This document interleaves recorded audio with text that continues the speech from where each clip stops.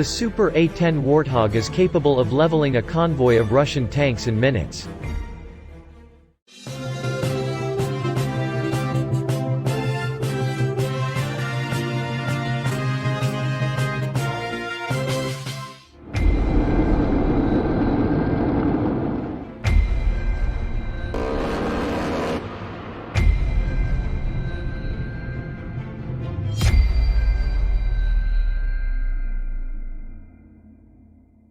The Super A-10 Warthog was designed for close air support (CAS) of friendly ground troops, attacking armored vehicles and Russian convoy tank, and providing quick action support against enemy ground forces.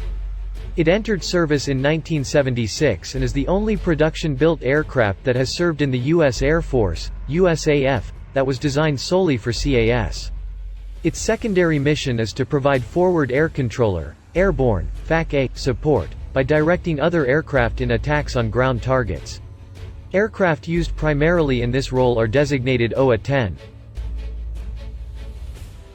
A 40-mile convoy of Russian tanks and other vehicles threatened Ukraine's capital Tuesday, and Ukraine is in dire need of anti-tank weapons such as the FGM-148 Javelin, Next-Generation Light Anti-Tank Weapon, NLAW, or Super A-10 Warthog to stop their tank attacks.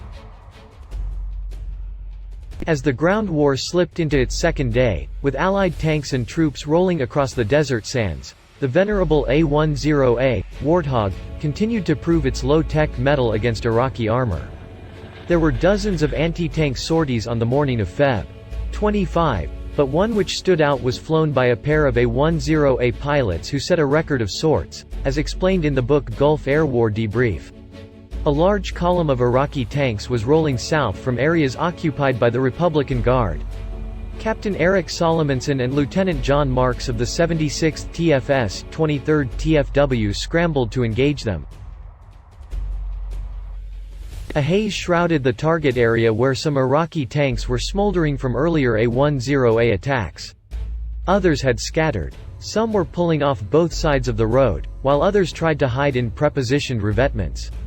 Marks came up with the idea of straightening out the confusion by following the tracks where they had churned up the sand. At the end of the track there was the hot spot, a tank.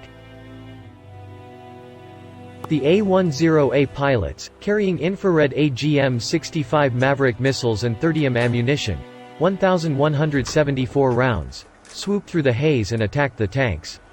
The Maverick missiles, which detect and home heat sources, had unusually rich targets with the tank engines running and extremely hot.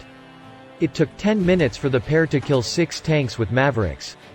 2 more fell beneath the driving force of the A-10's 30mm GAU-8, a 7-barreled cannon.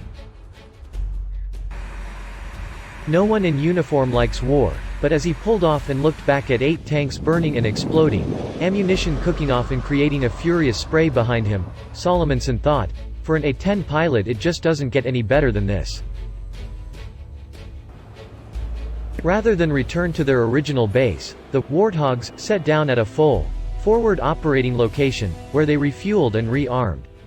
At first, the pilots thought they would be instructed to shut down and simply sit alert. Instead, an operations officer found Solomonson and shouted, "Get saddled up again. Go." Marines needed help just southwest of Kuwait City. Solomonson and Marks were told to get there, fast. The duo's second mission was more intense than the first, more like what had been predicted for a high-intensity conflict. A Marine A-18 Hornet flying fast FAC told the approaching A-10A pilots that 2 AV-8B Harriers had already been hit. One was down and the other was leaving the area on fire, the pilot preparing to eject. The Marine pilots had had a real ordeal. The second Harrier pilot apparently succeeded in getting back to safety without having to eject. In the first AV-8B, Captain Scott Walsh of Squadron VMA 542 ejected, making a shaky but safe parachute landing. He was eventually rescued by a Navy SH-6